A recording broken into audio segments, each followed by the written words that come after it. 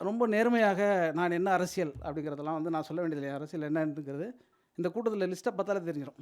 பழனி அப்படின்னா சூர்யா சேவரே எல்லாரையும் கூப்பிட்டாக்க நான் இல்லைங்க, நான் வந்து நட்டு வைத்த வேலுக்கு பொட்டு வைக்கிறவன்லாம் நான் சொன்னேன்னு வச்சுக்கோங்க, செம காமெடி ஆயிரும். அதனால் என் அரசியல் என்ன என்பதை நான் சொல்வேன்.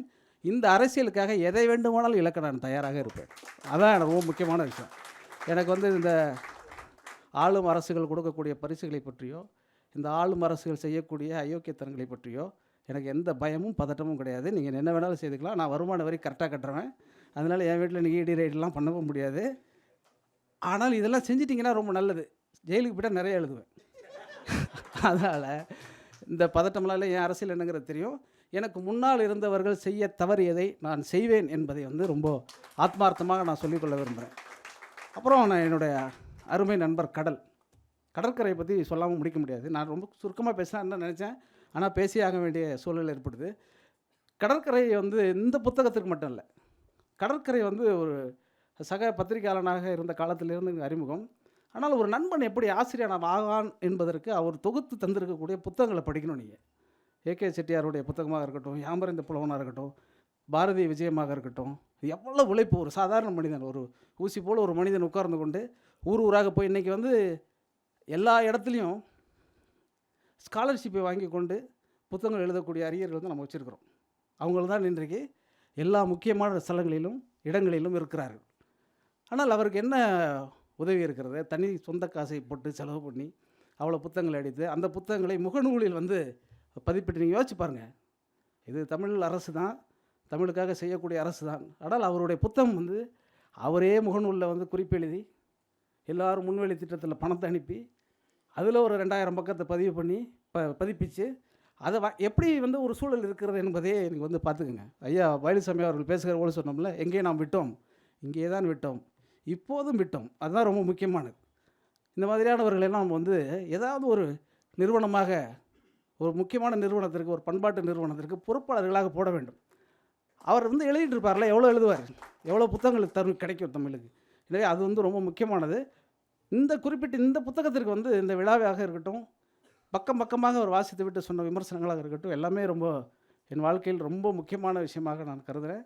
தொடர்ச்சியாக அவரோடு அதான் பழனியப்பன் சொன்ன வார்த்தையில் வந்து ரொம்ப நான் ரொம்ப நெகிழ்ந்து போனது என்ன, 25 வருடங்களாக இருக்கிறோம், நாங்கள் ஒருவருக்கு ஒருவர் கடன் கேட்டுக்கொள்ளவில்லைன்னு சொன்னார்ல, அது ரொம்ப முக்கியமானது. நான் வந்து இப்போது இல்லை, அந்த கார் நீங்கள் வாங்கலாம் நல்லாயிருக்கும் அப்படின்னு நான் கடற்கரைக்கு சொன்னேன்ல, நானே விரைவில் அவருக்கு ஒரு கார் வாங்கி கொடுப்பேன். ஏன்னா அது ஒரு பிரச்சனையே இல்லை, அது ஒரு சாதாரண விஷயந்தான். ஆனால் நீங்கள் யாமறிந்த புலவன் மாதிரி இன்னொரு 10 புக்கு எழுதணும், அப்போ தான் வாங்கி கொடுப்பேன்.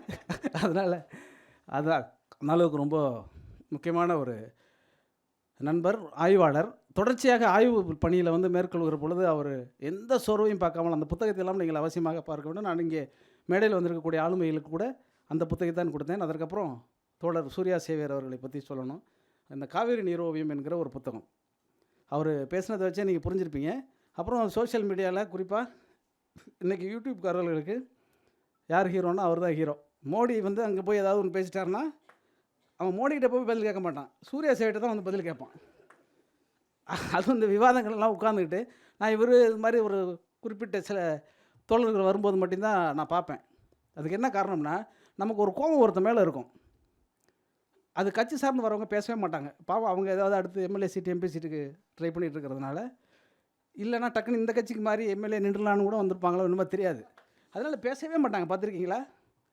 அது ஆனால் சூர்யா சேவர் மாதிரி அவர்கள் வரும்போது என்ன போட்டு அவன் மிதிக்கிற மிதி இருக்குல்ல, நமக்கு அடிக்க முடியாதுங்கிறதுனால அடிக்கும்போது அவ்வளோ சந்தோஷமாக இருக்கும். தோழர் பின்னிட்டிங்க தோழர், அப்படி தான் நானும் தான் தொலைபேசி செய்து அவரோடு நண்பர் ஆனேன். அவர் எனக்கு நண்பர் கிடையாது, என் அப்பா காலத்து கம்யூனிஸ்ட் அவர். ஆனால் எனக்கு எப்படி ஒரு நண்பராக முடியும்? ஆனால் வந்து தொடர்ச்சியாக வந்து அவர் தொலைபேசி உரையாடலில் தான் நண்பரானார். நிறையா அப்புறம் அந்த காவிரி நீரோவியம் அடுக்கிற பொழுது அவர் மீது எனக்கு ஒரு மிகப்பெரிய பிரமிப்பு வந்தது. தொடர்ச்சியாக சென்ற புத்தக கண்காட்சியில் வந்து அதிகமாக விற்பனையான ஒரே புத்தகம் வந்து காவிரி நீரோவியம் தான். அந்த புத்தகத்தை வெளியிட்டது வந்து மனுஷபுத்திரன். அவர் அந்த ஆண்டில் 12 புத்தகம் வெளியிட்டார். ஒரு கவிஞன் பதிப்பாளனாக இருந்து 12 புத்தகம் குறைவாக விற்று எங்கேயோ ஒரு சூர்யா சேவியரின் புத்தகம் அதிகமாக விற்றால் அந்த கவிஞனுடைய மனம் என்ன பாடுபடும் என்பது எனக்கு தெரியும். எனவே நானும் நேர்நிறை என்கிற ஒரு பதிப்பகம் வைத்திருப்பதால் என்னுடைய பதிப்பகத்துக்கும் சூர்யா சேவியர் அவர்கள் எழுத வேண்டும் என்கிற விருப்பத்தின் அடிப்படையிலும் இந்த கூட்டத்திற்கு அழைக்கப்பட்டிருக்கிறேன். அந்த வைகை நதிகாசமாக அந்த புத்தகத்தை நேர்நிறை வெளியிடும் என்பதை நான் சொல்லுகிறேன். மனுஷபுத்திரன் அவர்கள் அதில் வரக்கூடிய ராயல்ட்டியை நான் உங்களுக்கும் தந்து விடுகிறேன் என்று இந்த கூட்டத்தில் கேட்டுக்கிறேன். அந்த அளவுக்கு ரொம்ப அற்புதமான தோழர். அவர்கள் எல்லாம் வழிகாட்டுவதனால்தான் இந்த மாதிரியாக இயங்க முடிகிறது நான் நினைக்கிறேன். நான் நினைப்பது மறுபடியும் ஒன்று தான்.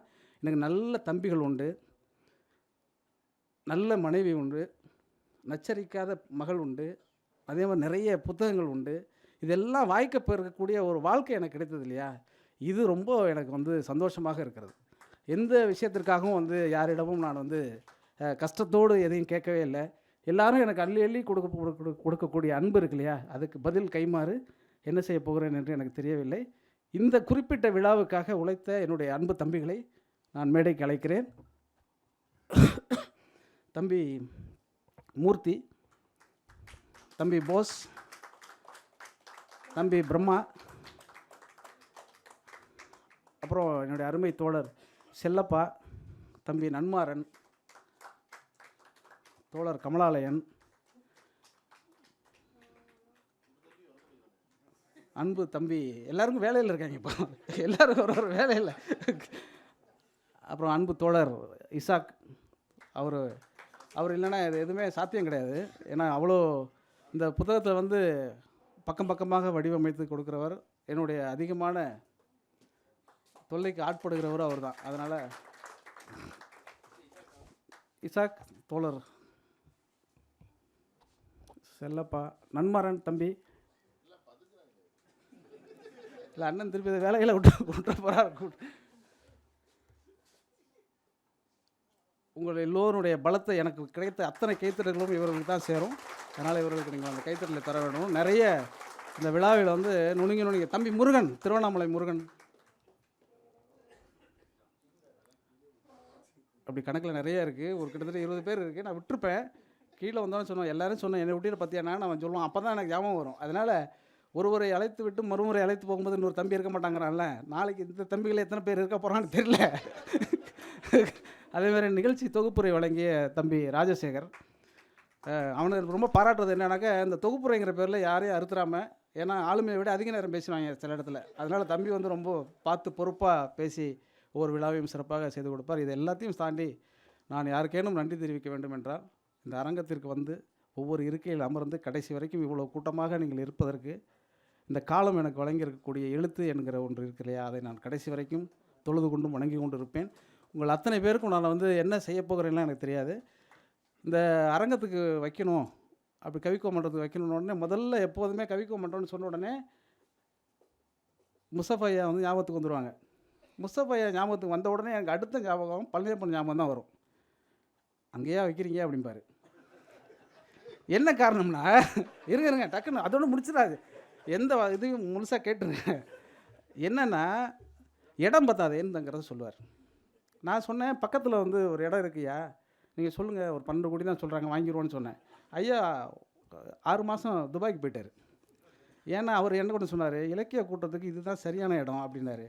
ஏன் அப்படி சொல்கிறீங்க, உங்கள் ஒரே ஒரு கூட்டம் வருதுங்கிறதுக்காக எல்லா கூட்டத்துக்கும் பெரிய அரங்கத்தை நான் கட்டி வச்சா யாருமே வராமல போயிடுவாங்க அப்படின்னு சொல்லுவார். அவர் எந்த நாட்டில் இருந்தாலும் எந்த ஊரில் இருந்தாலும் எப்போது இருந்தாலும் இந்த சுற்றி வைத்திருக்கக்கூடிய இல்லையா அந்த முகங்கள், அத்தனை முகங்களில் எந்தெந்த கவிஞர் முகம் இருக்கோ அவர் எல்லோரோடும் நெருக்கமானவர். கவிஞர் முகம் இருக்கோ அது மட்டும் நெருக்கமானவர் அவர் தனிப்பட்ட முறையில்.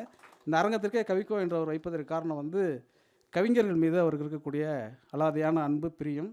அதனாலெல்லாம் அவர் வந்து கவிக்கோ மன்றத்திற்கு ரொம்ப குறைவாக வாடகைக்கு எனக்கு கொடுத்து விட்டார் என்று நீங்கள் நினைக்கக்கூடாது. அவருக்குரிய தொகையை அவர் பெற்றுக்கொண்டு தான் இந்த விழாவை நான் நடத்துகிறேன். ஏன்னா நாளைக்கு கவிஞர்கள் மேலே அன்பு இருக்குன்னா கவிதை போட்டுலாம் வந்து விழா கேட்டாக்கா ஐயா என்ன செய்ய முடியும். அதனால் அவர் மீது தனிப்பட்ட முறையில் எனக்கு இருக்கக்கூடிய அன்பு ஒன்று. அப்புறம் இந்த விழாவில் நான் ரொம்ப இவர் இருக்க வேண்டும் என்று விரும்பியவர் ஒருவர் உண்டு, அவர் சொல்லாமல் விட்டுறக்கூடாது. கவிஞர் நந்தலாலா. இந்த விழாவுக்கும் அவருக்கும் எந்த சம்மந்தமும் இல்லை. இந்த கூட்டத்துக்கு அவர் பேசாமல் இருக்கலாம், ஏன்னா இருக்கிறவங்க நிறைய பேர் இருக்காங்க. நான் அவரிடம் ரொம்ப ரசித்து அவரை அழைத்ததற்கு, அவரும் மறுக்காமல் வந்ததற்கு ஒரே ஒரு காரணம் இருக்கிறது. ஒரு புத்தகத்தில் என்ன இருக்கிறது, அதை எப்படி சொல்ல வேண்டும் என்பதை தமிழ்நாட்டில் இருக்கக்கூடிய எல்லா பேச்சாளர்களை விடவும் ஆக சிறப்பான நுட்பத்தை உருவி சொல்லக்கூடிய ஒரே ஒருவர் என்றால் அது அவர் தான். அவர் எனக்கு கவிஞருங்கிறதுனால எனக்கு வேண்டியவருங்கிறதுக்காக நான் சொல்லலை. ஏன்னா நானும் அவரும் இந்த புத்தகத்தை ஒட்டி சொல்ல வேண்டிய ஒரு செய்தி வந்து நான் தமிழக அரசுக்கும் நன்றி சொல்ல வேண்டும். இந்த புத்தகம் எழுதுவதற்கு இன்னொரு முக்கியமான ஒரு காரணம் வந்து தமிழ்நாடு பூரா இருக்கக்கூடிய கல்லூரிகளில் மாபெரும் தமிழ் கனவு என்கிற ஒரு அற்புதமான ஒரு நிகழ்ச்சியை இந்த அரசு நடத்தியது. அதில் வந்து என் உள்பட ஒரு 10-15 பேர் போய் மாணவர்கள் மத்தியிலே பேச போனோம். அப்படி பேச போகிற பொழுது நானும் தோழர் நந்தலாலா அவர்களும், நானும் தோழர் மதுக்கூர் ராமலிங்கம் அவர்களும், நானும் கருப்பழனியப்பன் அவர்களும் இப்படி நிறைய பேர் பேச போவோம். அப்படி பேச போகிற பொழுது உடன் வரக்கூடிய ஒருவர் இருப்பார்ல, 2 பேர் பேசணும். அந்த உடன் வரக்கூடியவர் எப்படி பேசுவாருங்கிற ஒரு சின்ன எதிர்பார்ப்பு நமக்கு இருக்கும். அப்புறம் அவரை விட சிறப்பாக பேசிடணும் அப்படிங்கிற ஒரு எதிர்பார்ப்பு இருக்கும்.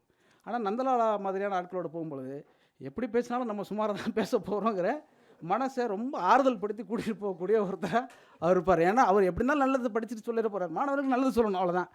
அந்த நல்லதெல்லாம் அவர் சொல்லிடுவார். நம்ம ஏதாவது 2 சினிமா கதையை சொல்லிட்டு வந்துடுவோம்னு சொல்லிட்டு போகக்கூடிய ஒரு சௌகரியத்தை எனக்கு ஏற்படுத்தி கொடுத்தமைக்காகவும் இந்த விழாவுக்கு கூப்பிட்டு அவருக்கு ஒரு நன்றியை தெரிவிக்கணும்னு நான் விரும்பினேன்.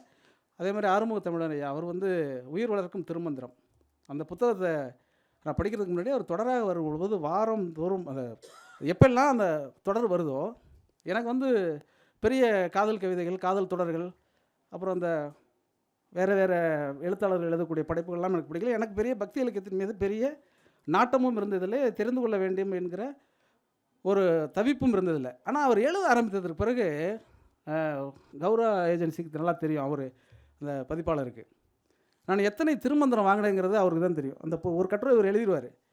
நான் ஒரு திருமந்திரத்தை வாங்கி வச்சு ஏதாவது குறிப்பெடுத்து எழுதி வச்சுட்ருப்பேன். வழக்கம் போல் ராஜமுருகன் வீட்டுக்கு வருவான், என்னென்ன குறிப்பாக இருக்குது அப்படின்னு, ரொம்ப பிரமாதமாக இருக்குது தம்பின்னு இவர் எழுதின கட்டுரையை பற்றி அவன்கிட்ட சொல்லுவேன். அப்போ இந்த புத்தகத்தை நான் படிச்சுட்டு வந்துட்டேன்னு எடுத்துகிட்டு போயிடுவான். இப்படி எனக்கு நிறைய தம்பிகள் இருப்பதனால என்ன காரணம் இருந்துச்சுன்னா, நிறைய புத்தகங்களை நான் வாங்கி இப்படி தம்பிகளுக்கு கொடுத்தது ஒரு காரணம். இதனாலேயே என்னுடைய வாசிப்பு என்பது என்னென்னா, ஐயா புத்தகத்தை ஒரு முறை தொலைச்சிட்டான்னு சொன்னார்ல, நான் வந்து புத்தகத்தை தொலைச்சதே கிடையாது. புத்தகத்தை வந்து வச்சுட்டு மறந்துடுறதெல்லாம் கிடையாது, தெரிஞ்சே புத்தகம் போயிடும் எனக்கு. அதனால் இப்போல்லாம் வந்து வாங்கும் பொழுதே 10 புத்தகம் வாங்கிடுறது. ஏன்னா கண்டிப்பாக வந்து ஒரு ராஜமுருகனுக்கு ஒன்று போயிடும், இப்படி வரிசையாக வரக்கூடிய ஒவ்வொரு தம்பிகளும் எடுப்பாங்கன்னு. அப்படி எடுத்துகிட்டு போனாக்க அவர்கள் ஒன்று எனக்கு கொடுப்பார்கள். அது ரொம்ப ரொம்ப முக்கியமானது. என்ன கொடுப்பாங்கன்னா, அதை படிச்சுட்டு போயிட்டு இந்த இருக்கக்கூடிய இவ்வளோ படிச்சிங்கன்னு சொல்கிறது இருக்கு இல்லையா, ஒவ்வொரு முறையும் ஒவ்வொரு தம்பியோட வந்தாங்கன்னு சொல்கிறது இருக்கு இல்லையா, இதற்கெல்லாம் ஒரே ஒரு ரகசியம் இருக்குன்னா, இந்த தம்பிகள் என்னோடு பயணிக்கிற பொழுது குறிப்பாக நம்ம மூர்த்தி அதை சொல்லணும், இங்கே மேடைக்கு வந்தார்ல, அவர் ஒரு முறை வந்து வாணியம்பாடிக்கு போயிட்டு திரும்பி வரும்பொழுது, அண்ணா சங்க இலக்கியத்தை பற்றி சொல்லுங்களேன்னு சொன்னாப்புல. நான் வந்து டக்குன்னு கேட்டாப்புல நான் வந்து பேச ஆரம்பித்தேன். வந்துக்கிட்டே இருந்தோம், கிட்டத்தட்ட ஒரு 3 மணி நேரம் பயணம். இவர் வேறு ஏதோ ஒரு ரூட்டில் போயிட்டார். ஒரு 100 கிலோமீட்டர் தாண்டி போயிட்டு, அண்ணே நம்ம திருப்பி சென்னை தானே போகிறோம், இப்போ எங்கே வந்தோம் அப்படின்னு, நான் வேறு ரூட்டு வந்துட்டேனே அப்படின்னு. ஏன்ப்பா இப்படி பண்ணிட்டேன் அப்படின்னு. இல்லைண்ணே நல்லா சங்க இலக்கியம் சொன்னீங்க, அண்ணன்ட்ட கேட்டுக்கிட்டே போமேன்னு சொல்லி கேட்டுக்கிட்டே நீ சென்னைக்குள்ளே போயிருக்கணும், வேறு எங்கேயோ போயிட்டேன்னு சொல்லி அப்புறம் திருப்பி வரும்பொழுது அது தொடர்ச்சியாக ஒரு அந்த அனுபவம் வந்து ரொம்ப சந்தோஷமாக இருந்தது. அன்றைக்கு தான் என்னுடைய அந்த முதல் கட்டுரை சொல்வலை வேட்டுவோம் என்கிற அந்த கட்டுரையை நான் எழுத ஆரம்பித்தேன். அதற்கு பிறகு தொடர்ச்சியாக ஒவ்வொரு கட்டுரையும் நான் எழுதி முடிச்சிட்டேன். அப்படி ஒவ்வொரு முறையும் அந்த சொல்வலை வேட்டுவோம் வந்து மூர்த்திக்கு தெரியும், அப்புறம் வந்து துளிர்க்கு மரப்பாவை வந்து கேட்டிங்கன்னா பிரம்மாவுக்கு தெரியும். இப்படி ஒவ்வொரு தம்பிகளோடும் நான் உரையாற்றியது. அந்த உரையாடுகிற சமயத்தில் அவர்களுக்கு அந்த சங்கப்பாடல்களை சொல்லுகிற பொழுது அவர்கள் படித்துவிட்டு திருப்பி வந்து என்கிட்ட சொல்லுவாங்க, ஆனால் நான் 2 படித்தேனே இது இப்படி இருக்குண்ணே அப்படின்னு சொல்லுவாங்க. அதுக்கப்புறம் அது உரை படிப்போம். அது உரை படித்ததுக்கு பிறகு அதோடு ஒத்து வரக்கூடிய மற்ற விஷயங்கள் எல்லாத்தையும் சேர்த்து ஒவ்வொன்றாக பின்னி தான் இந்த புத்தகம் வந்தது. அதனால் இந்த புத்தகத்தின் உழைப்பு என்பது என்னுடைய உழைப்பு மட்டுமல்ல, எப்படி உரையாசிரியர்களுக்கு அப்படின்னு சொல்கிறனோ அது மாதிரி உடன் இருந்தவர்களுக்கும் இந்த புத்தகம் சமர்ப்பணம் அப்படிங்கிறத சொல்லிக்க விரும்புகிறேன். ஆனால் இந்த புத்தகம் எழுதுவதற்கு நவீன இலக்கியவாதிகள் சங்க இலக்கியம் என்கிற பேரில் எழுதி கொண்டிருக்கக்கூடியதற்கான ஒரு மாற்றாகத்தான் இது அமைய வேண்டும் என்பதற்காக எழுதப்பட்ட புத்தகம். இதோடு நான் நிற்க மாட்டேன். ஏன்னா வேல்சாமி ஐயா எனக்கு வந்து கொடுத்துருக்காருன்னு சொன்ன இல்லையா, ஒரு 20 பிரதி தொடர்ச்சியாக நாம் எழுதுவோம், பேசுவோம். ஏனென்றால் நாம் இப்போது பேசவில்லை என்றால் பிறகு எப்போதுமே பேச முடியாதவர் ஆகிவிடுவோம். எனவே நாம் சங்க இலக்கியங்களை பேசுவோம், சமகால அரசியலை பேசுவோம், சமகால சினிமாவை பேசுவோம். தோழர் குமாரராஜா அவர்கள் வந்து சூசகமாக சொன்னார் அப்படின்னு அவர் மேடையில் தான் சூசகமாக சொல்லுவார், தனியாக அவர் ஒரு பெரியாரின் பேரன் என்பதை வந்து அவர் நிறைய இடத்துல சொல்லிடுவார். அவர் சூசகமாக எல்லாம் சொல்லக்கூடியவர்களை சூசகமாக சொல்லக்கூடிய யாரும் என் மேடைக்கு வரமாட்டார்கள் என்பதும் எனக்கு நன்றாக தெரியும். எனவே என்னுடைய நண்பர்கள், எனக்கு வாய்த்தவர்கள், என் உறவினர்கள் அத்தனை பேருக்கும் இந்த நேரத்தில் நன்றி தெரிவித்துக் கொள்கிறேன். இதையெல்லாம் தாண்டி இந்த விழாவில் வந்திருந்து என்னை சிறப்பித்தமை இருக்கு இல்லையா, அது ரொம்ப உங்கள் எல்லோருக்கும் என்னுடைய நன்றியை எப்படி சொல்கிறதுன்னு எனக்கு தெரியல. நீங்களே நல்லா பார்த்துருப்பீங்க. நான் இது 4வது தடவை தண்ணி குடிச்சிட்டேன். இதுக்கு மேலே தண்ணி குடிக்கவும் எனக்கு முடியாது. ஏனால் நீர் என்பது தமிழனுடைய பண்பாடு, நெருப்பு என்பது அவர்களுடைய பண்பாடு. நாம் நீராக இருப்போம், நிறைவாக இருப்போம். நன்றி, வணக்கம்.